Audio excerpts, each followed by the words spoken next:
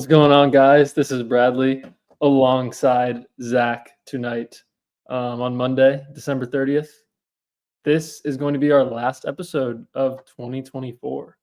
And you are listening to the Charm City Sideline podcast. It's going to be a Q&A episode for us. I don't even know if we could say we didn't do one last week, because when could we have done one with 3 days in between games? Yeah. So this is our first one since after the Giants game. Dawson cannot be with us tonight, so it's going to be me and Zach. Hope everyone had a good Christmas, good holiday season. Well, still the holiday season. Ravens are 1 win away from clinching the AFC North. So it's a very exciting time in this season. Not necessarily fighting for the 1 seed this year, but still fighting for home field for the first playoff game. Zach, how was your Christmas? How was that crazy? I mean, that was a crazy stretch for us. It was a crazy stretch for the Ravens and every fan. I mean, how are you doing after all that and after the first holiday of this holiday season? I know. I was really – it's been such a great, really December, I guess. I mean, shoot. You can't ask for more of the narrative change that's happened with Lamar's MVP. You can't ask for a better 11-day stretch here for the Ravens. I mean, to go into last week and control your destiny and have some of the cards kind of fall your way with the Steelers doing the opposite of us, right? Going 0-3 and completely shaking up the division means that Saturday also, which is weird. I thought it was weird that we're Saturday. I don't know about you, but still. Saturday, we get to punch our ticket for the division. I listened to Kyle Van Noy. He was on Pat McAfee show. He was like, he gave it the classic title, the hat and t-shirts game. I love calling division clinching games that. I freaking love that, because that means that we're in one. So I'm excited, and gosh, dude, Q&As. We haven't had a Q&A in over a week. So I was also kind of giddy to do this. Yeah, it's kind of weird. The Ravens, I mean, what was it? Was it 3 years in a row without winning the division? 2020, 21, 22. And now it's going to be, hopefully going to be 2 years in a row. Yeah, hopefully. So that's exciting. I guess we can get into the first question here. And obviously, guys, feel free to chime in with your own questions in the live chat and all that stuff. Mm-hmm. But the first question it's about the MVP, and we're going to be talking about this until the award is given at the NFL Honors before the Super Bowl. It's just hard not to. But obviously, it's just what's your take on the MVP with 1 week to go? I guess we can start with you and get your initial thoughts on this whole crazy situation right now. Yeah, I had texted both you and Dawson, I could go stand on my soapbox and talk about this for 30 minutes. This could just be an episode. And honestly, there's so much things that are out there that prove one way or the other. So I saw Sarah Ellison. She was on Kay Adams' show, and she was kind of preaching a little bit that. Yeah. She's glad that all this talk has finally started and it's become a legitimate race, and really said there is no argument that is out there that she believes a true follower of the entire situation can't argue both sides. For me, seeing the stuff like how Romo said that since Lamar has 2, Josh should get this one. Something like that. I don't know the exact quote. So it was something like that. I saw Dan Orlovsky kind of point to the same thing. He also kind of pointed towards the fact that Lamar's playing week 18 and that Josh probably isn't. And that should count towards Josh or something. I'm like, what? I think there's one kind of thing that Bills fans keep holding on to right now, as I've just seen on Twitter, which is the comparison from last year to now. Last year was, let's just be real, it was a crappy MVP race. Yeah. We knew Lamar was going to win it, but Lamar's stats weren't this year at all. I mean, really no one else on that list. Dak had pretty good stats, but all the others were like, no one else can really compete with just how valuable Lamar is to the team. And since they did have a well above winning record and number 1 seed, then you're like, yeah, they can have it. So this time, Chiefs are number 1 seed, right? Bills were in contention. Bills beat the Chiefs. Bills beat the Lions. They have great wins in that regard. But I think another big point that I honestly want you to talk about or want your opinion on too is like they are 5-0 in their division, right? Dolphins are in contention to make the playoffs. They're not out of it. So I'll give them that. But their division is a good step weaker than It's really bad. Yeah, I just that's like such a big 5 games where they own them every single time compared to, hey, the Browns can shock us this week. And they do. And then this week is like we're 18.5 point favorites, but we know it's probably not going to be that much, or at least we're not going into it thinking, oh, they're going to whoop them by 20. It's hard to say that, right? I mean, so are you talking about like division dominance, basically? Basically, like that being this, like such a just a part of it, a side note in it. I mean, like, what is Lamar against Lamar's 10-1 against the Bengals, and I feel like, I mean, he's pretty dominant against the Browns. I guess like the Steelers is that one team that Ravens struggle against. I do think, I mean, besides the AFC South, I think the AFC East is the second worst division in the NFL, and Josh kind of gets to beat up on those opponents. I mean, I can sort of like, I think if I was a Bills fan, I would think Allen's the MVP. Like, I don't think it's crazy to say that he's the MVP. I think if I was I seriously do think if I was neutral in this position, I think I would choose Lamar. Now, it's obviously hard for me to be completely honest there. It's hard for me to know if I'm being honest with myself there, but I feel like people talk about stats last year. They're like, oh, Allen got robbed of the MVP. I think Allen finished 5th in MVP voting last year. Isn't that crazy? He wasn't robbed. Yeah. He had 18 interceptions. Mm-hmm. And it was a few days ago, and I was like, let's actually see what the stats were last year. And I compared Lamar and Allen's stats in 2023. They were like even. Like, it was about half and half in terms of who has a better passer rating, who had less interceptions, who had better completion percentage. It wasn't like Allen demolished him in every stat. So yeah. I think that's something I've seen people mention. It's just not true at all. You have the argument of Allen doing more with less, quote unquote. Yeah, which that's a big one. Yeah. I always try to think of this, and some people hate hypotheticals, but I feel like it's kind of a cool way to think about things. Like, if you take quarterbacks out of existence of the universe and you just have all 32 rosters, like the Ravens roster is better than the Bills. Mm-hmm. I would say. Yeah. And people are like, oh, what's up, Dawson? People are like, well, Lamar has Derrick Henry. I believe Derrick Henry is, I think he has the best yards per carry of his career at 30 years old. I didn't know that. So, like, and I mean, just watching the film, and you have Dan Orlovsky talking about, like, oh, Allen looks like the MVP when you watch it. Derrick Henry's running the ball with 10 against 10 defenders instead of 11 because of Lamar. And I think people know that, and I just think they aren't admitting it. That I don't know. I've seen some people mention that, like, oh, like, Allen doesn't have any weapons. They traded for Amari Cooper, who was been very solid the past couple of years. He's not some washed receiver. Yeah. They drafted a first-round receiver in Keon Coleman, who, I don't know about you, Zach, but I remember even with Hollywood not performing well and Bateman not performing well at times in his early career, people use the excuse of Lamar has 2 first-round pick receivers. And I'm not trying to use that against Allen, but like he has Amari Cooper, a first-round pick receiver, and then Shakir is playing very well. He's definitely elevating his teammates, but Lamar is too. So I've seen people mention, oh, Lamar is Zay Flowers. Well, why is Lamar not elevating Zay Flowers, but Allen is elevating Shakir? I just don't really understand. Yeah. I think everyone who has an argument, every single person I think wants one of the other to win.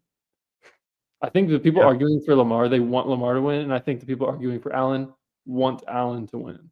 Mhm. It's really just kind of a dumb award. I mean, it's like every award is dumb, honestly. Like rookie of the year offensive. You got Daniels, Brock Bowers, Brian Thomas. Bo Nix? Yeah, like He's allowed to be in it. Yeah. Brock Bowers should win. What is he he's broken? going off. 3 or 4 records this year? He's not Mhm. going to win. Jaden Daniels is gonna win. Yeah. Awards are just not. It's a mess Oh. this year. It's such a mess. Like, it is so loaded everywhere. The funny part is, like, usually defensive player of the year is like there's one guy that's dominating, and even defensive player of the year is quietly just going to the best defensive player, just going to TJ Watt. It's like, all right, TJ, you can have it. Like, TJ deserves. He's got great stats still. It's just it's not like his are 20 sacks. It's not a Myles Garrett 22 sack season. It's just like a good average year for DJ Watt, which is funny. And a different note, I feel like we talk about Dan Orlovsky a lot, but like he seems to be the one talking about it the most because people want his opinion given an NFL quarterback and all. And I saw on First Take, he said he like was apologizing really for saying 3 weeks ago he called the race. And he's like, I'm an idiot for that. I'm actually stupid for that. And yet still backed up Josh Allen after it. So I don't like forgive him. It's like, no, dude, you're still stupid. So there's like that type of side too, where it's like they've kind of made up their minds back in week 14, 15. They made up their minds and they don't want to change up. Sure, Orlovsky is one vote, but like if you look at all these other people, take for example, Brad, I know is on your Instagram story, like the public poll right now for the MVP. The public putting out a poll for it. 72% was the last time I checked it. 72% in favor of Lamar for MVP. Yeah. Now, given it was just Lamar and Burrow, or not Burrow, and Allen. Yeah. And if it's that devastating, I mean, I saw a few people say that if Burrow makes the playoffs, he deserves it. Frankly, I just don't think you can do that. I feel like that's like if you can't win it like right now, then why would you be in the conversation? So that'd be incredible though if they did make the playoffs. But I don't know. I see so much where it's exactly what Two Fighter Roll said. It's moving the goalpost a little bit. It's unfair to the absolutely ridiculous, unexplainable season that Lamar is having. I think Sarah Ellison said it. He has to get above a 139, somewhere above a 138.6 to have the best passer rating in a season ever. Which he's done that 6 times this season so far. So it's not like some crazy. It's still a Browns team where he can do that. Yeah. I mean, it's not like we're sitting here thinking he can't. I mean, he did it against the Texans had the #1 defense in DVOA. Like, go ahead. Oh, I was just gonna say, Dawson said he'd rather Burrow get it than Allen. I was listening to a podcast of non-Ravens fans today, just NFL people, and they were talking about how the Texans had like the #1 defense. When Will Anderson and Danielle Hunter are both on the field, they had the #1 defense in the NFL. Wow. And Lamar dismantled them. I don't know. It's just, and people are like, oh, the Texans are like on the downslope. Their offense is, their defense wasn't. Their defense has been really good all year. I don't know. I like what you said, and this has been, if I was on a talk show arguing with someone, all I would say is, at worst, he's going to have second or third best passer rating in NFL history. I don't think people realize, like, there's 32 quarterbacks every season, and there's been like 100 NFL seasons. And like he's going to have like the second best passer rating of all time, maybe the best, with 800 or 900 rushing yards. Like, we have never seen this before, ever. Yeah.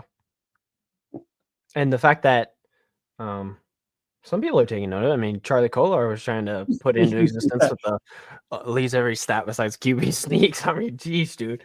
Yeah.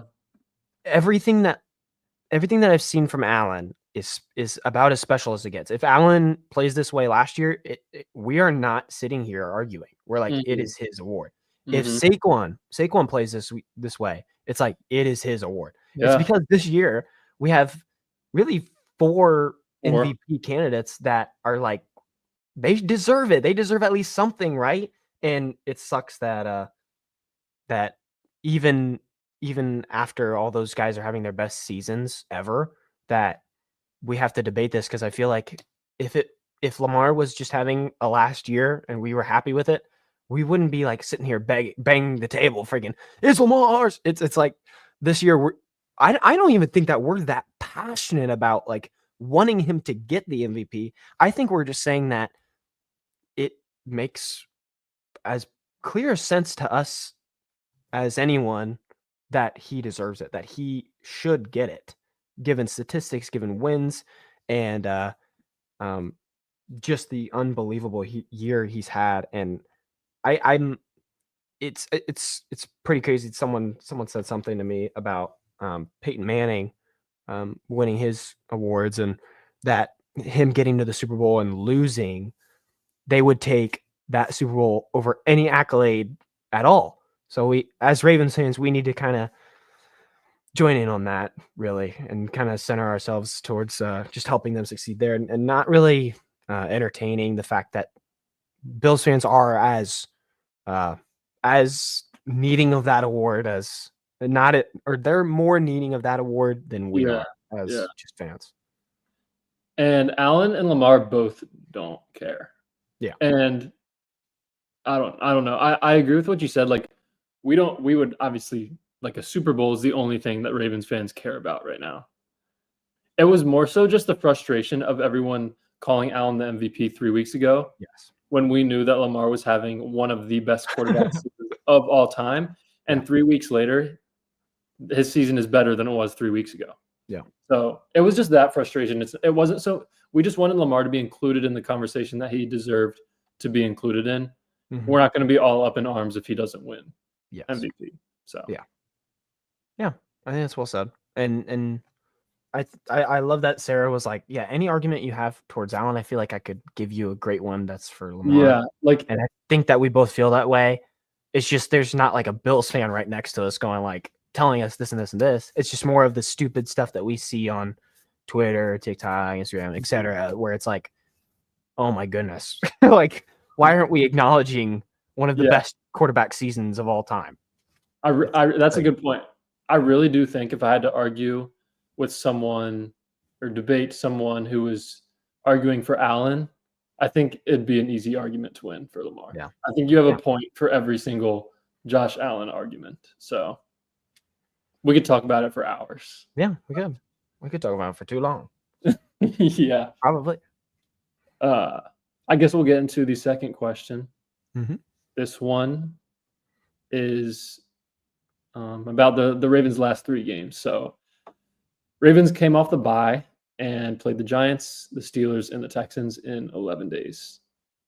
I would say we would have been okay with 2-1. I don't know if we would have taken it. I think we were hoping the Ravens were to go 3-0 in that stretch. Mhm. I don't know if we knew it was going to be this dominant, though. Yeah. So the question was, how has your confidence changed over this 3-game in 11-day stretch? Sort of think back to how you felt after that Eagles game versus how you feel now. Yeah, it's become more clear where whenever that Eagles game was over, we thought that the Ravens couldn't do damage in the playoffs. And so now, even after the Giants game, I'll be honest, after the Giants game, I was like, I know we can beat a team like that, but this does not prove to me that we can still go in the playoffs and beat a good caliber team. And I think nowadays, I'm sitting here pretty confident that the Ravens can go at home and play a Texans again, a Chargers again, a Broncos again. I don't know how it's going to shake out, but one of those teams and beat them. Maybe even pretty good. So it's about the next round, right? If we got matched up with the Steelers, I think we're confident again. I think that since we got our lick back, like we're finally ready to with the chip off the shoulder, like we kind of own you. Now, when we're talking about the Bills and how good they are, we're talking about the Chiefs and how they've continued to win. It is hard to say that I still want to put my money, towards the Ravens on that type of side.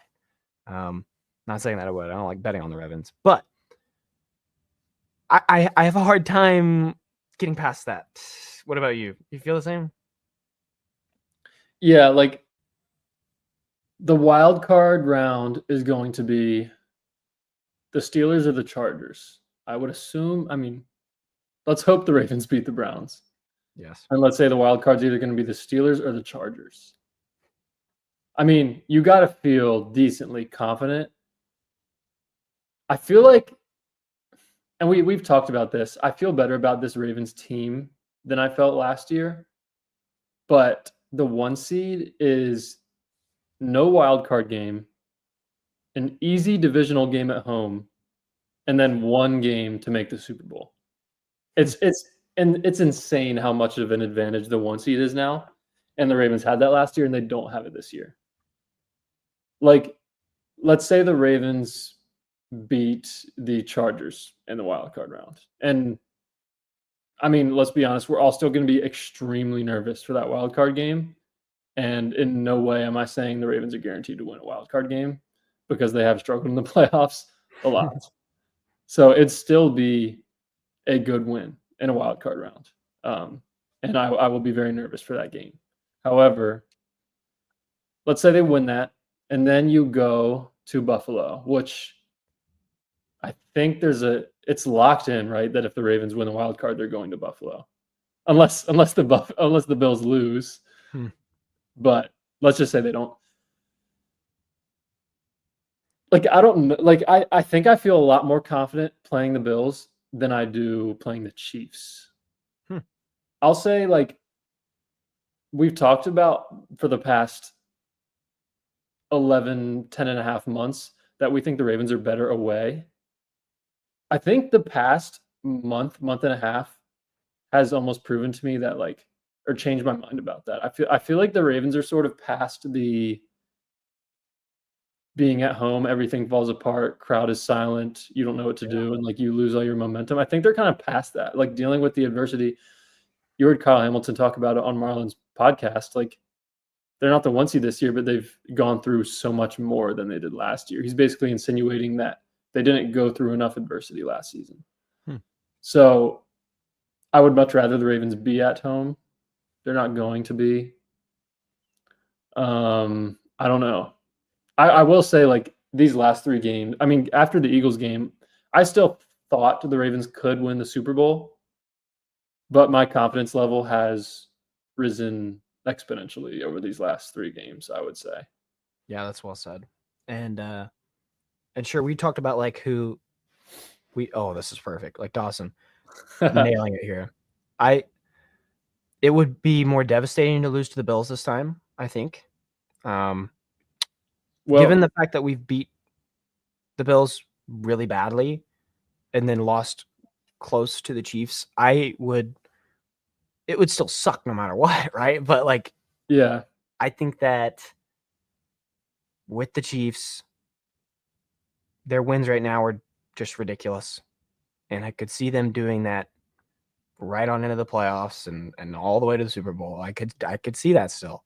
And the Bills game being there at the game, feeling the momentum shift where that drive where Van Noy gets that strip sack, and that really just opened the game up. If that doesn't happen and Josh connects on that, or they still drive and score, the whole game is flipped on its head. I'm not saying we get blown out, but it's a closer game. It's a playoff type game. And that was a bad mistake from Josh. So this late into the season, playoff time, Josh having a lot of experience in the playoffs as well, I have a hard time seeing him mess up again like that. So I think that we could beat the Chiefs. I want to play the Chiefs. I just don't know if it's going to be after the Bills game that really takes all of us to get through, or if it's going to be us handling business again somehow because our team is just, in that zone right now and we kind of coast a little bit. It would be exciting. It'd be super scary no matter what, but I feel like we're still going to be generally confident no matter who we play. Probably the favorite, right? Easily in the wild card, but seeing how we handle that wild card, if we do beat up on whoever we play pretty well, do we get favored going into Buffalo still because of how we're playing? I don't think the Ravens can be favored in Buffalo. Okay. I mean, like even if it's minus like 1.5, is that crazy? Like a pick'em, like an actual pick'em game. I think the Bills will be favored by like 2.5. Okay. I think if the Ravens like win their wild card game by 30 points and the Bills like squeak by the Broncos, maybe the Ravens would be favored. Even then, I don't know. I don't know still. So, I mean, talk about Lamar's legacy. If he beats it's what Mahomes did last year. If you beat Josh Allen on the road and then Mahomes on the road, I mean, I will say we saw a comment from oh my goodness. Comment from Dawson when Edelman, that was one of my least favorite games of my life. Ugh. For our audio listeners, Dawson commented when Edelman threw that touchdown. I don't know how many years ago that was. 2014. One of my least favorite games. I was 12. I think I almost used to be more stressed watching the Ravens than I am now somehow. But that was miserable to watch. What was I saying? Oh, what was I saying? Oh, I was going to talk about Dawson's comment earlier about he'd rather lose to the Chiefs. And, like, that's definitely true. Like, I think if the Ravens are able to win the wild card game and then beat the Bills in Buffalo and then lose to the Chiefs in the AFC Championship, I mean, it's devastating, but I would rather that than lose to the Bills in the divisional. Mm-hmm. Like, I think if that happens, I think the playoff woes are gone. I think then it just turns into, can you beat the Chiefs? Which is better than, can you win a playoff game? And hold on, before you keep going, because I need to be a little more informed, but the playoff picture, if we play the Bills the next round, Chiefs would play winner of what? Texans, Steelers? Yes. The Chiefs will play the lowest seed that wins. Okay, yeah. So I don't think the Bills are going to lose to like the Broncos. That would be awesome if they did, but I don't think they will. Because if the Broncos were to beat the Bills, the Ravens would probably play like the Texans in the divisional round. Texans kind of gave the Chiefs. Yeah, the Texans gave Chiefs a run for their money. I mean, it'll probably be Texans Chiefs. I feel like the Steelers also like beat up on a team like the Texans. So I feel like they would get gifted it. I don't know. If the Steelers lose to the Bengals, they're going to play us. I don't know. It's very interesting. I do wish the Bengals could find a way to get in because a Bengals-Bills wildcard matchup, 2 versus 7, would be so interesting. That would be crazy. It would be a shootout still. And what I think some people don't realize is the Dolphins have a better chance of making the playoffs than the Bengals do. Really? Yeah. You know the situation? Yeah, so if the Broncos beat the Chiefs with Carson Wentz, the Broncos are in. Yeah. No matter what. But if they lose? So if the Broncos lose to the Chiefs, the Dolphins are next in line. If the Broncos lose to the Chiefs and the Dolphins beat the Jets, the Dolphins are the 7 seed. Wow. Bengals need the Broncos to lose and the Dolphins to lose to the Jets. The Tyler Huntley Dolphins. Yeah. Do you know if Tua is going to be playing or not? I think I saw that they're planning to go with Snoop again. Are you serious? Is Tua going to be out? I think that's right. Let me check real quick. Don't take my word for it. But still, I'm pretty sure I just saw a notification either earlier today or yesterday that they were indicating where Huntley might have to go again. Yeah, Tua Tagovailoa uncertain for Week 18. Okay. Well, so if Tua doesn't play, Both of those guys losing is crazy. Both Dolphins who have been getting scrappy wins that are impressive already. But I kind of just thought that they were like, it's funny to see that they're still in the picture and it really only be about Bengals, Yeah, no one realizes the Dolphins are. Broncos. Yeah, isn't that funny? That's crazy. I think Dolphins could sneak in. if Huntley's playing, I think the Jets will probably be favored. Just got like cooked last week. I mean, I don't Yeah, know. That could like, also be like a whoever's at home is favored, that kind of thing. I don't know who is. I think we're getting really off track here. This question was about our confidence level in the Ravens, but Yeah, we're really off. real quick. A lot of So playoffs. I think we agree the Bengals versus Bills. The Bengals have the highest chance of beating the Bills. Mm-hmm. Besides the Bengals, would you rather the Broncos or the Dolphins play the Bills? Let's say Tua gets healthy for the wild card. Broncos easily. Really? Dolphins don't seem really their whole division don't seem to have any grip. So Broncos have enough in their bag of tricks to pull something off, or at least have a higher percentage chance to pull something off. I think they could do, a few of those random great plays. They can get into a big fist fight like they did with the Bengals. They lost it, but I mean, they can get into one. And as long as they don't shoot themselves in the foot, then I don't know. All that they have to do is put, Surtain on whoever's hot for them for the Bills and hope that the rest of the defense holds on. Because I do think. I don't know. Yeah. I mean, I do think a Broncos-Bills game will still be very interesting. Oh, yeah, it'll be entertaining. Yeah. I mean, the Broncos, I don't know if they still have the best defense, but at the worst, it's like top 3. Yeah. So they could hold the Bills. It's top of the league for sure. They could hold the Bills to a low amount, and the Bills' defense is awful. So, I mean, that could be an interesting game. I don't know. Okay, since we're already talking about playoffs, yeah, throw us to the next question because we can literally just keep bouncing this right now. Yeah. Well, real quick, before we get to that, I wanted to get back to the question we were supposed to be. Okay. Oh yeah, go ahead. Rewind. I think the whole year we talked about like the defense is like the Ravens can't win the Super Bowl because of the defense. Yeah. And now the Ravens have the number 1 defense in the NFL since week 11. Yep. My only concern would be the pass rush now.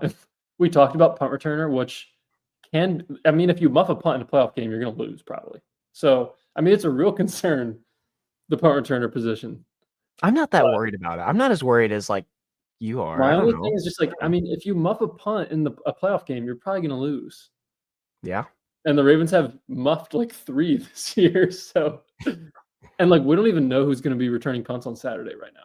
Have we lost one of those muffed punts? I don't think so. So they're due to lose one too. You're right. We are due to lose one. But I'm pretty confident in whoever's back there. If it's Sims, I think you put Sims back there because Sims didn't. Did he muff a punt against the Texans? I think he didn't. He? I think he did. They just put like Zay Flowers back there? Like, but even then, does he have the awareness of where he is on the field to be calling fair catches? Because if it kind of felt like a Tylan Wallace is going to be back there calling a fair catch every single time. It's like, dude, what are you doing? You have to like really know your position. And I believe I'm with you, Money. I want Sims out there. I love Desmond King though. Oh my gosh, he was explosive. It's just he couldn't hold on to the ball. He was running around like like Michael Vick. Like it was so funny. Zay did return punts at Boston College, so there is that. Oh, okay. It's just like you don't want your number 1 star receiver to be returning punts all regular season. But it is the playoffs, and I think some teams would consider. I think the Chiefs did it with Tyreek one year. Well, when he was young, he was their punt returner. Well, into the big playoff games, they would try and get an explosive play if they were down or something like that. That's what I remember. And why wouldn't you put him back there? But yeah, I mean, Lamar. It really sucks that Deontay Hardy got injured. I mean, I don't know what happened. I mean, he looked very solid in September. I know that's a bummer. I don't know. But in terms of like the defense, pass rush is definitely the sole weakness of this Ravens team, I would say. I mean, which honestly, They're I'm like gonna third in sacks, but like I know I'm gonna come back. I'm gonna push back on you a little bit. I don't think it's that big of a deal. I think that I they're think it is. getting the sacks to prove that it's not a weakness. If you want to pick a weakness on the defense, I guess I would pick that. But I still don't think it's something that we need to point out. I would rather worry about the punt returning mess up that kills you in Really. a game than pass rush, because everything that they've been doing blitz wise has been working. It feels like It's like anything they get with pressure has been good. I just think Zach Orr and the Ravens defense really has to rely on like simulated pressure right now. And because I mean, they haven't had a guy since Suggs who like consistently wins one-on-one. I think they were hoping Ojabo could have been that guy. Owe could have been that guy. Hmm. They do sometimes they get on a heater, Mm-hmm. but I just But think that always good, and he's what, one sack away from double digits. Van yeah, Noy is in Van his Noy's best like career 12. ever. Like, how I in the do world is think this happening? I think Michael Pierce helps. Like I Mhm. think if you go, let's say it's like a 3rd and 10 situation. I think if you go like Owe, well, you're not gonna have Pierce in there on 3rd and 10. I think if you go like Owe, Matabike, You who else put would you put on the Kyle. You have inside? to put Kyle on. Oh, inside. I don't I know. think Kyle. Travis has been dominating. I feel like Travis is good. Yeah. But we have seen the Ravens sometimes like have one D lineman there on the 3rd and long. Like it'll be Yeah. like Owe, Matabike, Van Noy, Ojabo, or something like that, and Yeah, that's a good look they'll too. run a stunt or something like that. One's little thing, Millette being injured. Millette was a beast of a pass rusher last year. He's Yeah. just like he's the one DB in my life that I've seen rush the passer that like doesn't jump. Like he just runs to the quarterback and tackles. Oh, runs into him. That's funny. Yeah. Yeah. Yeah. And so him being injured sucks. Probably like I mean, there's been no news on that, so it's probably just like a season ender, which sucks. I think I don't know. My one concern is just I think they kind of have to rely on simulate. They struggle to get pressure with 4 at times. Hmm. There's a comment. This is an interesting conversation for us to be honest.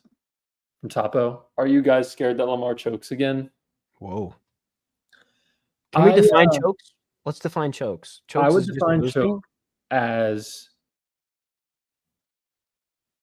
I would define choke as like Led? playing worse than you normally do because of a moment.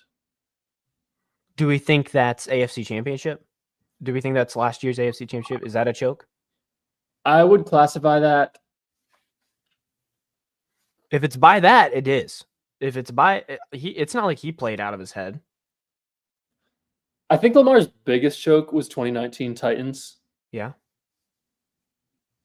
Actually, not really. I think his biggest choke was 2020 Bills. Just like that pick 6. I was actually about to say that. Yeah. I feel like the Bills one was pretty But I crappy. will say, Both like were bad. I feel like you could easily argue the Titans. the Chiefs game, if Flowers scores there, I don't think people would classify it as a Lamar choke. Right. But it's the fact that he had, was it 3 turnovers? Did Lamar have 2 or 3 turnovers? I think he had at least had 2. But like Fumble on a pick, maybe. This happens a lot when the Ravens are down. Not a lot. When the Ravens are down and they ended up losing the game, it's because like Lamar sort of forced some balls in there that he didn't need to. So like I think in the AFC Championship, they were down by 2 scores. And like Lamar threw like a triple coverage pick to likely in the end zone. Yeah. With like 6 or 7 minutes left. Like that's you can kick a field goal there. You're down 7 with 6 minutes left. Like there was plenty of time. And I just think that I think in a playoff game, when Lamar has been down in the 4th quarter, I think he presses a little bit more than he does in the regular season. I think if Flowers doesn't fumble there, I seriously think the Ravens might win that game because they would have been down by 7 in like the 3rd quarter or something like that. I haven't rewatched the game, so my memory of it is not too accurate. But wasn't you're saying the Zay one would have put them down 7? Is that what you're saying? Were they down? They were down just 7 at that point, right? So it was 17-10. Yeah, I think it would have tied it up. Can't remember anything about that game. It's all good. I Me choose to forget that game too. and my I assume most of us do. me and my roommate, who's a Steelers fan, will talk about like past Steelers Ravens games, and like the games that the Steelers won. I'm like, yeah, I don't remember what you're talking about. And then the game that the Ravens won, he's like, yeah, I have I know no what idea, because it's like you never watch it again after that, Yeah. after you saw it live, so you really don't remember. Mhm. But what are your thoughts on like your confidence in Lamar in the playoffs this year?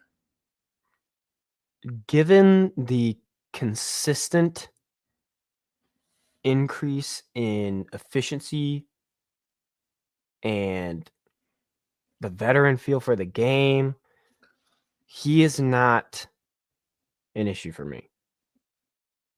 If it's the game plan, as in Monken, if it's the inability for Derek to get going, if it's, a Zay Flowers fumble again, some random crap that happens that doesn't usually happen in that regard to the offense, then that worries me tenfold. So this year feels different with Lamar, given the struggles in the past and really the mentality of all year. Just a note if no one saw it, Kyle Van Noy on Pat McAfee show had some awesome quotes. Please go watch it. He had like a 28-minute interview with him. It was awesome. And he says after, I think the touchdown to Likely, where he's just shaking Danielle Hunter, he goes on the bench, sits down, helmet off, just saying to everyone, "It's up, it's up." Like it is a new personified baller that we have on the team. That's not the person I'm worried about.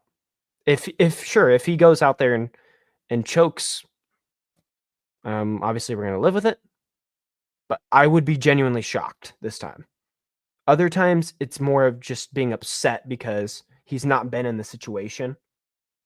Every single year has been progression that he's gotten a chance with a good team to go in there and progress into the playoffs.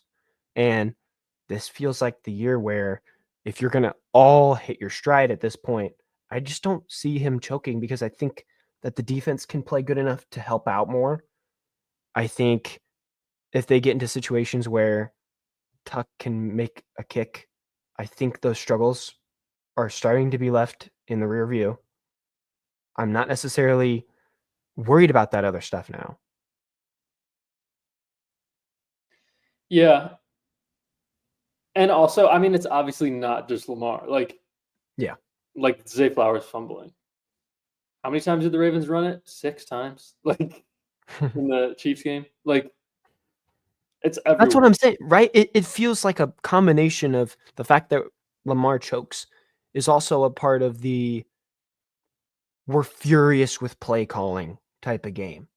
And there's been a handful of moments over the past 3 games where we have been dominating, where there's still been a fall over moment for Monken where it's like, what just happened? Yeah. Why is this happening? The the back-to-back runs of negative plays, I'm not blaming that on Monken, but Yeah. killing a drive means that, and it wasn't in Lamar's hands. It's all a part of the game plan. It's all a part of a bigger picture. And sadly, I don't want to point towards Lamar in any way. Yeah. I think the Ravens, honestly, I think they got past it. I think they figured it out after the first Steelers loss. I think that first Steelers loss this year, they were like, every time we lose, it's like this. Mm-hmm. Like, I think they realized that. And yeah, I mean, it kind of happened against the Eagles, but I mean, the Ravens were just, I mean, they played 13 games in a row against the Eagles. Like, I give them a little bit of slack for Leeway. that Yeah, Eagles yeah. game. Yeah. Yeah.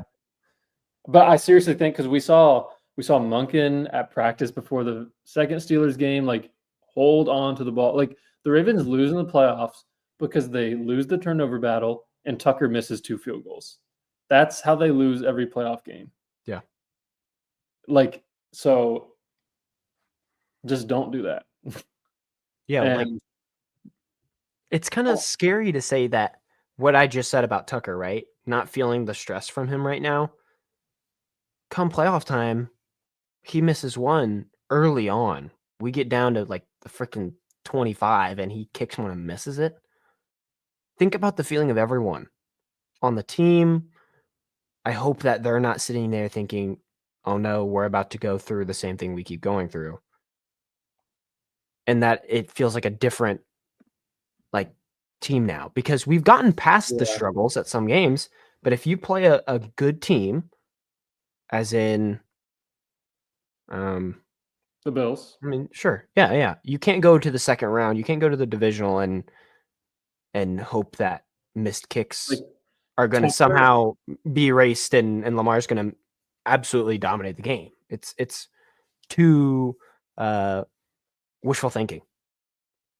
like Justin Tucker cannot miss a field goal. Yeah, he absolutely Like can't. okay, like He can't go out there against Cleveland and do it either. Let's not also yeah, negate that. like Think about the confidence in the team if he did that. Oh my gosh. okay, like a 59-yarder right before halftime in the divisional, like okay, that's fine. But like any other situation, like Tucker, because when you think about it, like playoff games are tight, they're close. It's like it's 3 points. It's 3 points plus like momentum.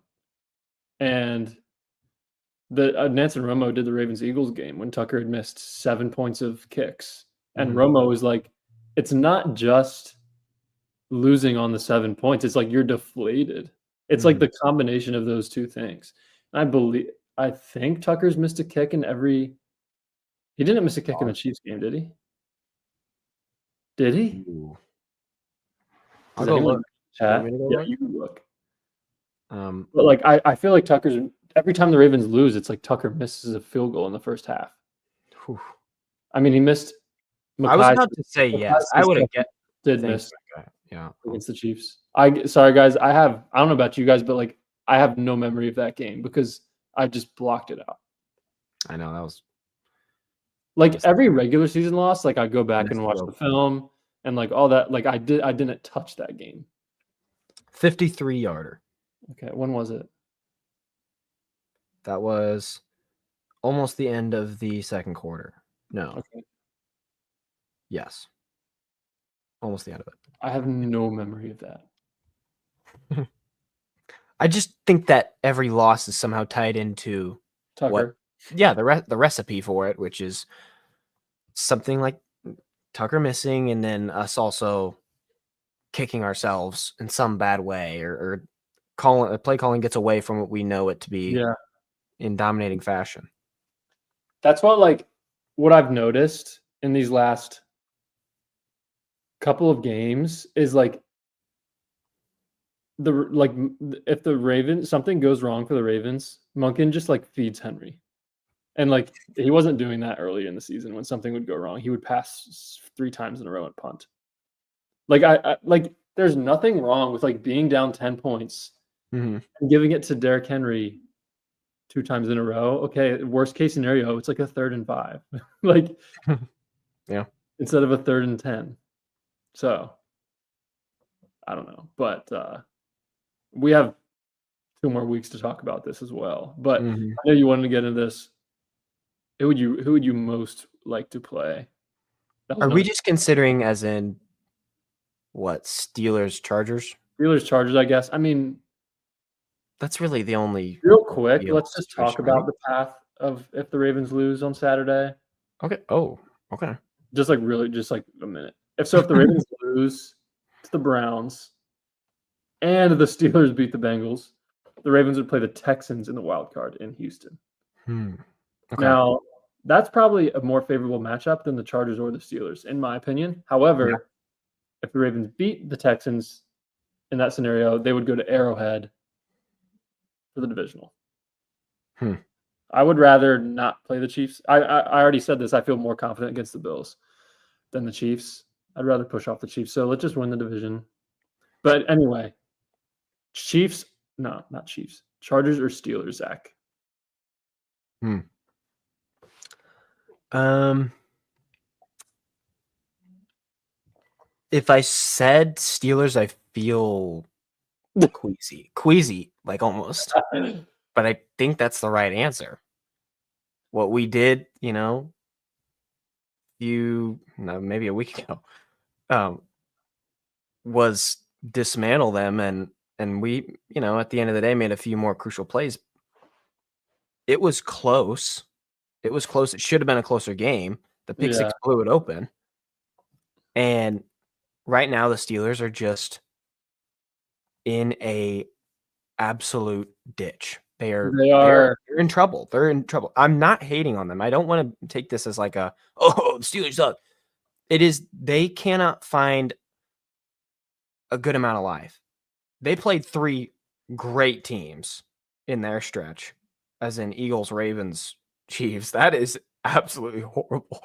I cannot oh my gosh, I feel bad for them in that regard. yeah. But going against one of those teams again shows,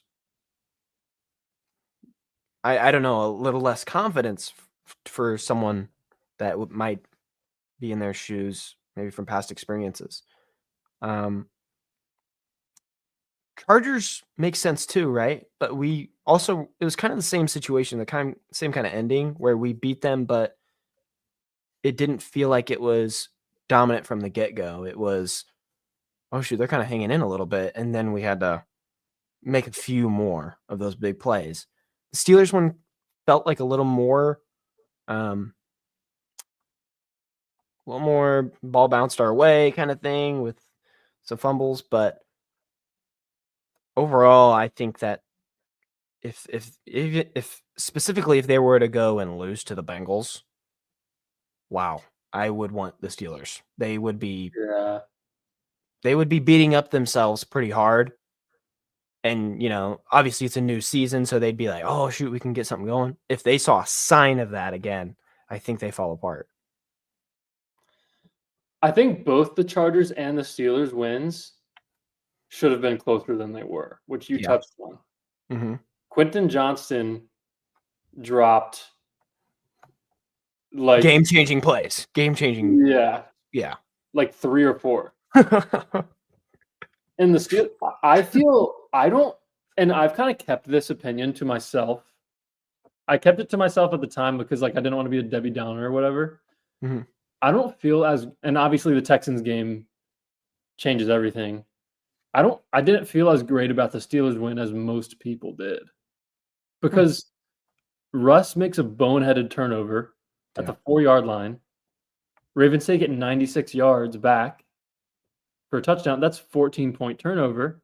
Yeah. And then he throws a terrible pick six. So that's Russ had 2 awful plays that gave the Ravens 21 points. The Ravens won by 17. So I don't feel as great about the Steelers win as other people do. They also didn't have Pickens, and Watt was on one leg. But we'd be playing them at home again too. Yeah. I feel better about that. It's also Justin Herbert. Yeah. Versus Russell Wilson. Yeah. That's a big factor. And remember when we doing our second Steelers preview, we were like, did you pick the Steelers or did Dawson pick the Steelers? I think I did. I think you picked the Steelers, and we talked about it if you just look at it, the Ravens should win. But you pick the Steelers off of pure vibes and history. Mm-hmm. And it's I have a better, it's easier for me to imagine the Ravens beating the Chargers in a wild card game than beating the Steelers. I think I'd agree with that. I would agree with that. I mean, I think I would pick them to win both. But I don't think I have an answer on who I would rather play. Do you? Did everyone play for the Chargers whenever we played them? Was someone out injured? Yeah, I remember that. I don't know if he's going to be back. Was Ladd playing? Was everyone was playing, but I feel like they were missing someone too. I will say the Ravens didn't have Roquan. Roquan was injured. I forgot about that. It was Board and Harrison all game. I mean, the Ravens defense held up, so. Okay, I might want to change my answer to the Chargers. Yeah. I just think Only like because the Steelers can do some little voodoo magic of their own to the Ravens because they know how to Lamar because they know how to. And yeah, if they got to like, I think I would some, rather play the Chargers. So like, yeah, I agree. but it's not by much. Like, I'm not going to Right. be like, oh my gosh, no, we have to play the Steelers, or like, yes, we're playing the Chargers. It's not going to be either of those. Like, I don't really care. Mm-hmm. I think I would rather play the Chargers though. Yeah, I agree with you now. Okay. But that's kind of funny that I can switch that quick because Yeah.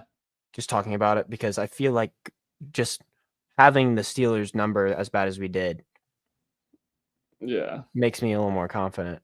Maybe the players would be too, In Yeah. Baltimore, the vibes would be unreal. I think the For a Ravens would playoff feel. game like I that. think the Ravens players would feel more confident against the Steelers. Yeah. Yeah. And this is what we're talking about. Two Federal says he's confident no matter what. Like, it's just like Lamar. It's just you just got to win the games at this point. Mhm. And our defense, I think our defense is just as poised and ready for the run as last year's, but without the constant trials of missing a big guy or inability to execute the game plan. Last year was such a good coast. yeah. We were coasting for the back half of it. We were just coasting. Everything was perfect. And you get to the end and then get really tested. You get really smacked in the mouth Mm-hmm. by the Chiefs, and then you're unable to really pick yourself up. They did pick themselves up. They should have been in a closer game, except if it's a game of a 1 yard fumble or whatever, then you weren't on the right side of it. So it's really that close. I feel like that the defense is ready for it. I'm not really close to saying that Tucker isn't ready. I feel like Tucker getting back in his groove is amazing. And I think it's just the offense executing how we've seen them do in these big win games.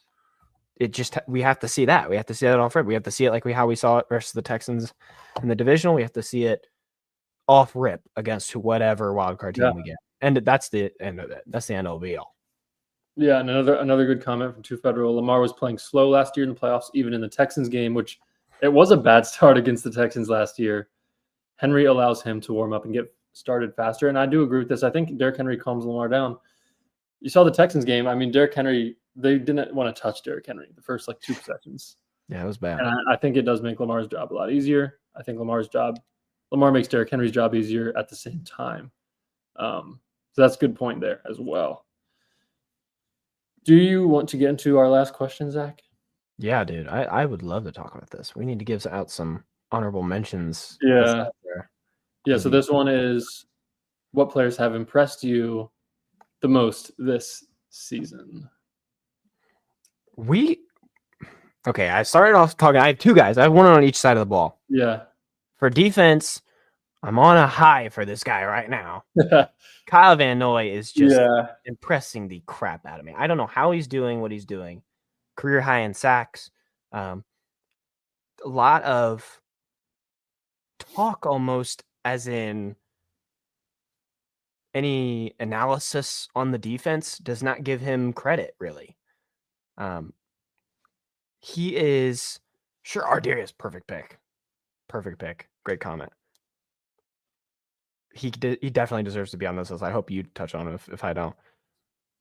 Kyle has gotten hot in different stretches. He touched on this on the show too. But like he gets hot in different stretches, and having him hot at the end of the year is also crucial to what you said was, in your opinion, the biggest weakness, the biggest issue on the defensive side of the ball in pass rush. We need guys that are going to go make a difference on that side of it. They have the sack numbers to prove it. It's just when someone like Matabike is getting doubled every single time and Travis Jones can't get off one, can Owe and Ojabo and Kyle make a difference-making play in a game? And maybe in a game where we get into a Chiefs-like situation, an AFC championship, where it's going to be the difference of a turnover. and we're the ones on the other side of it. Remember when we talked about Oweh and his ball skills whenever he's rushing? Maybe he gets one of those finally. Maybe he gets back there and strips the guy, because Kyle's been able to do it. Random blitz attempts have been able to do it. If someone like Oweh can break it apart, or Kyle can break it apart, then we have a chance. I want to shed light on for the offensive side. I'm already impressed with this guy, but I'm more impressed that he's on the receiving end of about every ridiculous Lamar Jackson play this year, and that's Isaiah Likely. From the get-go, we were talking about plans with Mark. Do we need to move on from Mark Andrews, And he came into his limelight, but Likely has still stuck around and been the scramble drill, find him first down guy, or the random 40-yard catch guy in a game where we needed one. And Likely just being on the other end of so many iconic Lamar plays from this season is impressive, because someone where you think like Mark Andrews has been on some, and Zay's been on, Bateman's been on some, but when you break apart the iconic ones from this year, it's been Likely, in my opinion. Yeah, for sure. Let's see. I mean, when you have a good season, there's obviously going to be players who disappointed you and players who impressed you. Mm-hmm. Like Marcus Williams, obviously. Ooh. Eddie Jackson. Wow. Ooh. Who else? Is that all? I don't want to be mean, but a little. Yeah, I don't want to be mean, but you could technically put Keaton Mitchell's return on there, probably. Technically, I think I kind of have there. I'm not really. I kind of expected this to happen with Keaton Mitchell. I didn't think Harbaugh was gonna rush him back, and he looked really good against the Texans. So, yeah, I think in terms of most impressive, Fish Stick, that's a great comment. Ardarius Washington, who is his fourth season? I wouldn't know. I forgot. It's his third or fourth. But he's about to earn himself an extension. Undrafted out of TCU. Him and Trevon Moehrig were a great safety duo at TCU. Washington's 5'9", so he went undrafted. He was like third, fourth round guy in terms of like draft grades. Fell because of his size. Been injured, I think, the first 3 years of his career. Maybe it was 2. And just played every game this year. Makes so many plays. Like Jonas, our friend Jonas, who's also a Ravens fan, was like, it was early in the season. Washington made a great play like week 3 or 4. And he was like, man, if he was 6'2", he would be the best safety of all time. But anyway, shout out to Ardarius. Our hero on defense. He's impressed me a lot. I mean, you could talk about so many people. Marlon Humphrey. And I think there's a lot of Marlon Humphrey haters. I'm not that surprised by I'm surprised that he's catching the ball. Everything else isn't surprising to me. Yeah. I'm a little surprised that he's caught the ball so many times. Mm-hmm. And this is what I'm talking about, pass rush. There's not really anyone. I mean, Van Noy, I guess, but you touched on him. Had a very good season. It's his best season of his career. He's 31, 32. The number one guy I wanted to talk about was Roger Rosengarten. I mean, I think there was 3 or 4 other tackles selected in the second round in this past draft, and I think Rosengarten's the only one that's like still playing. I think the other ones all got benched in September. The Chiefs drafted a tackle the Chiefs probably had 2 picks later than the Ravens in the second round, right after Rosengarten, and I think he played like 2 games, and he hasn't touched the field since. And if Rosengarten wasn't good, the Ravens would be in a really bad spot. Yeah. So him and Ardarius are probably the 2 most important guys that we're talking about right now. I mean, Rosengarten struggled a little bit. I mean, he basically strip sacked Lamar in week 1 on his first snap of his NFL career against the Chiefs. But I mean, he's been amazing the last month. And I have full trust in him on the right side there. I think he handled TJ Watt pretty well Yeah. against the Steelers. So I'd give it to Rosengarten on the offensive side of the ball. And if I had to choose one on the defensive side of the ball, I'd probably give it to Ardarius. Yeah. Those are solid picks. Yeah. Yeah. Ardarius, I don't know who said 2 Federal. He's the hero right now. He's been playing hero ball. Yeah. And sure, we give a lot of credit to Kyle Hamilton for making some of those plays too, but Ardarius has made turnover type plays, like fully changing game direction, and it's pretty incredible. I'm hoping that EDC is starting to write a check before he gets a little too explosive and we lose him.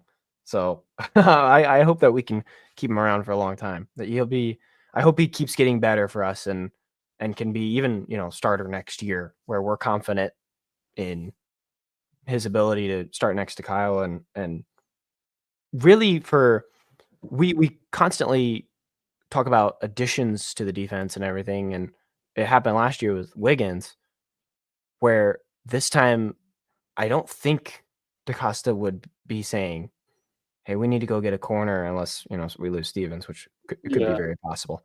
But really saying secondary might need another boost and go get someone legitimate. It feels like he has rounded off a legitimate starting group. Yeah. I do think the Ravens will need another corner this offseason. Yeah. I mean, it's kind of just Wiggins and Humphrey in terms of like future. We don't know. Maybe they re-sign Stevens on a cheap deal because he has struggled this year. Yeah. Yeah, 2 Federal comments about Stevens. Like, I don't think Stevens is going to get that big contract now, so maybe the Ravens retain him on a small deal. Yeah. Wiggins is another one to mention. I mean, it's hard because every time the Ravens draft a defensive back, they're always good right away. So it's kind of like, I kind of feel bad because we were almost expecting him. Keep nailing them. Yeah, they keep nailing the picks. But I mean, you can't not talk about him. He's been elite. I mean, what's up, AP? Wiggins' stats, his advanced metrics, like completion percentage allowed and it's ridiculous allowed and all that stuff. It's a little skewed because of all the penalties in September, because penalties don't go in the stat sheet.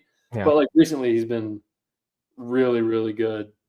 And I can't really remember like seeing him giving up a catch. So him as well is another guy I've been very impressed with this season. I think it's weird to I don't know what I expected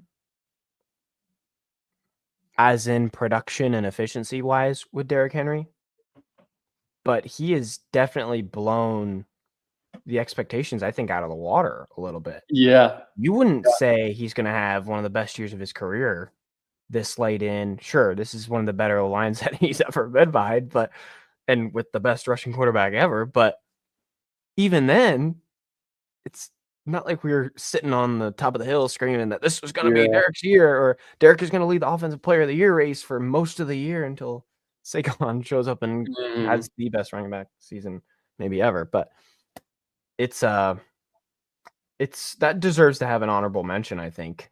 Yeah, right? I like that. Yeah. Because, I mean, if you had to ask me to put money on it, I probably would have said Derrick Henry would have had like 1,300 rushing yards this season. He's going to have at least 1,800. So blew that out of the water. Yeah. I'm not even sure I would have been with you on 1,300. I would have been like, give me 11. Give me 1,100. Yeah. I would have been happy with that. I would have been happy with just 1,000 yards, period. I was worried that his gas tank was, running low a little bit, and I'm happy to be as wrong as I am. Yeah. I think we're all really happy to have him. I think I expected him to be really good for us. Yeah. It's just, this is really, really good. He was better than we were expecting him. Yes. Yes.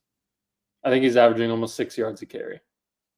Which I will say, I mean, Gus Edwards averaged like 5.5 yards a carry with us. That's always great. Yeah. Which no one is mentioning, going back to the MVP talk, that Gus Edwards. Also, yeah. And like I love Gus Edwards, but he's like third all time in yards per carry. Mhm. Like I wonder why. And just to add on to it, I forgot what I was gonna say. Shoot. Oh, the fact that Derek can have these type of numbers in a year like this, and Lamar's not really affected stat wise. It's insane. Why is it a discussion that Derek is amplifying him or is a reason to take away an Yeah. award? Why is that happening? Because Derek is having one of the best years of his career and Lamar is having the best of his. Why does that take away anything? I don't understand the argument for that. There's never been an argument in the MVP conversation ever that involves, oh, he has Randy Moss. He can't win the MVP. This is the first time I've That's ever what seen it this. The weapons being I the don't deciding understand. factor. Yeah. Because Burrow has Chase and Higgins. Everyone's like, oh, Burrow should be the MVP. Yeah, that's James Cook has what, 15 touchdowns? yeah, James Cook is like a He Pro has like Bowl. Pro Bowl 1,500 running total back. yards. Yeah. So it's kind of funny. I saw a tweet from Mina Kimes, who I love. She's like one of the smartest people in the Mina's football awesome. community, in my opinion. She was talking about how Bills fans are like hating on their own players to enhance Josh Allen. Like Mhm. Bills fans are like, oh, Khalil Shakir sucks. It's like, yeah, you'd probably be like rooting for your team a little more than like putting everyone down so your quarterback can win the MVP. But Mhm. I mean, if Mina Kimes is pointing that out, I was noticing that too. But I think that's kind of funny as well. Love Mina. Yeah, she has an MVP vote. I think I know who she'll be voting for. Yeah, I'll trust that one. You got anything else? I think that's it. I think we nailed that one. That was a lot of fun stuff that we had to talk about, get off our chest.